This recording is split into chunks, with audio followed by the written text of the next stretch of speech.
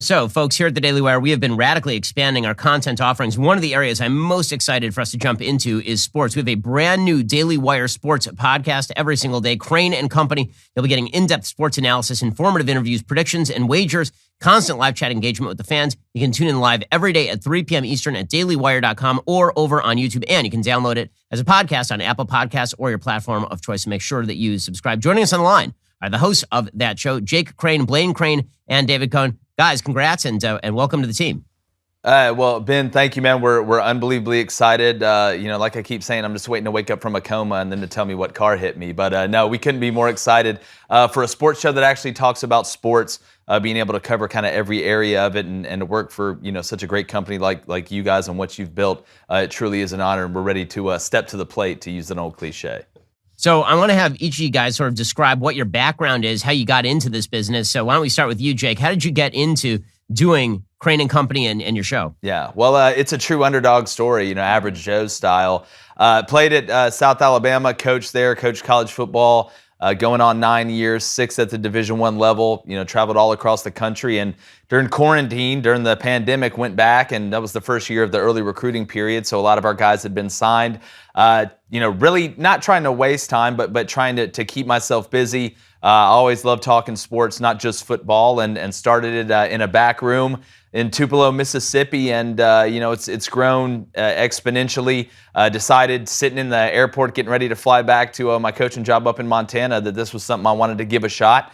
And woke up and here we are now, and very excited to see where we are and where we're going. So it's a true capitalism, work ethic, entrepreneurial story. And like I said, we couldn't be more excited to be here right now. And Blaine, how about you? How did you get started in doing this? Kind of the same thing. So I was coaching actually up in Iowa and came back during the pandemic. And, Jake actually mentioned something. He wanted to start a sports podcast. The thing about, going through coaching and stuff like that, you've always been able to take complex things and make it simple, especially for your players, just to get the word out right. So we started it. It started blowing up, and, we got there, got a call from Atlanta, moved there, and now we ended up here working for y'all. So, it's so fun to see where it started and just, where it's ended up. And, man, I couldn't be happier. And, David, you're the third part of this tripartite show. So how did you join up? Well, there was a rule in my house growing up that you had to play sports year-round, and that culminated with me being able to play quarterback at the University of Michigan. I was very fortunate to do so. And after graduating, I started a video production company. I've been working in video production for 10 years. I was very fortunate to be able to meet Jake and Blaine.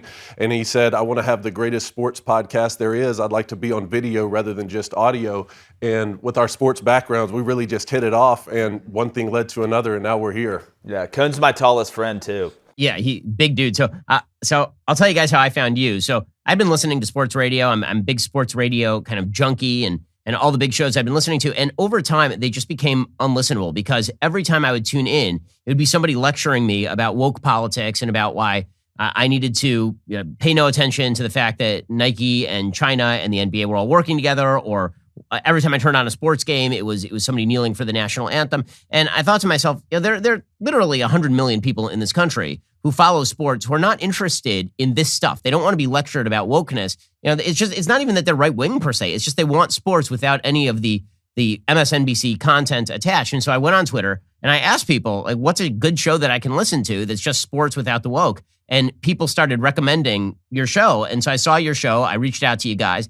And here we are. That's how we got here. And one of the things that I love about your show is that, again, it is sports first. It's going to be all the stuff you need to know about all the various sports in depth. It's exciting stuff to listen to. It's entertaining. You guys are really, really fun to listen to. And you do cover all of the various sports together. So why don't I ask you about where we stand? Let's start with the NBA right now. So the NBA is kind of a mess. Not in terms of its viewership. Its viewership is back up. But a lot of the teams who you might have expected to sort of be doing well this year are really not doing all that well this year. Obviously, the number one team that's just been a giant fail to my pleasure is the Los Angeles Lakers, who have just been a complete debacle. They actually got booed at home last night. What do you make of the Lakers and where they stand right now? Well, it's been a comedy of errors for Los Angeles. I mean, you look at the Russell Westbrook situation, LeBron kind of coming out, the locker room and the culture there. I mean, we talk about, the big three at the Heat and all these super teams. Well, the Lakers put together the Transformers or the Power Rangers of the NBA, and they're not able to get it done.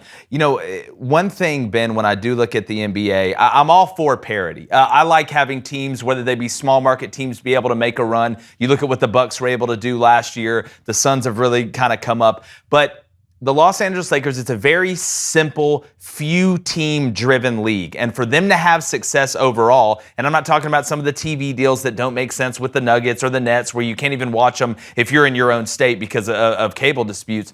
There's few teams that drive the NBA. And the NBA, look, the regular season in the NBA is like watching a Mike Lindell commercial. You're just wondering when the next pillow fight's coming until you get to the playoffs and you see them actually really start to play. But whether it's the Lakers, you look at Steph Curry and the Warriors right now, he's going through a shooting slump, which is, one of the most surprising things you could ever see because he's a witch of the highest order. But for the NBA to be operating at full speed, they need the big dogs to be playing well. The NFL can get away with it whether the Cowboys are struggling, not getting in the playoffs. They're a little more superfluous when it comes to other teams having success. But the NBA and the personalities that they have and the debates that get driven off the NBA really rely on a couple of teams at the top. The Knicks have been an absolute disaster. They're going to have to call FEMA after a while if they don't figure it out. The Lakers, like you said, it's a Heath Ledger situation. Everybody keeps joking on him, and it's the truth. And LeBron keeps stepping on his own foot. Now he's just trying to get Bronny put in the league so he can get drafted by a team. So when I look at the NBA as a whole,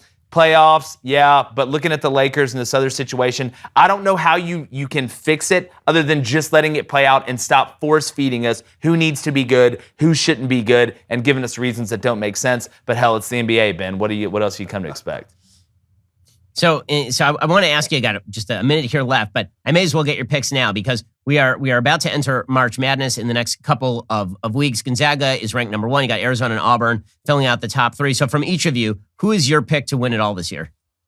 Ben, that's tough. If it's me right now, I think the team that's playing the best 1 through 5 is the Kentucky Wildcats. Wrong. I really do. I think Oscar Tshiebwe is going to win Player of the Year. I mean, the guy's an absolute machine. He's a robot, but he looks smooth doing it. And Ty Washington getting back healthy, Severe Wheeler getting back healthy. I think Auburn's also a dangerous team, but I think Kentucky's more of a complete team and Auburn's more of a dangerous team, and I'd rather take a more complete team in March Madness. I'm going to ride with Purdue, actually. I'm going to go up to the Big Ten. I think that they have possibly, them and Auburn, they have the best front court in the country with Zach Edey and those guys. And then I think Jaden Ivey is one of the best players. He'll be drafted probably top 3. So despite a bad loss, look, 1 through 6 all lost this weekend, right? So despite that, I'm going to ride with Purdue right now.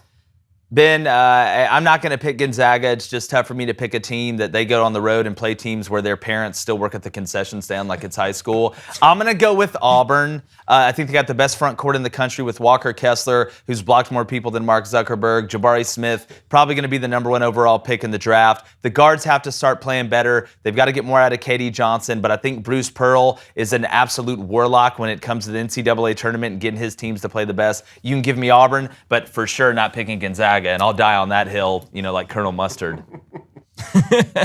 Well, that's Jake Crain, Blain Crain, and David Cohn. They're the brand new hosts of Crain Company. They just finished taping. You should go check them out every single day over at dailywire.com or on YouTube at 3 p.m. Eastern. And make sure to subscribe on any place you get podcasts, including Apple Podcasts, and send them up the charts. Guys, congrats and welcome to the show.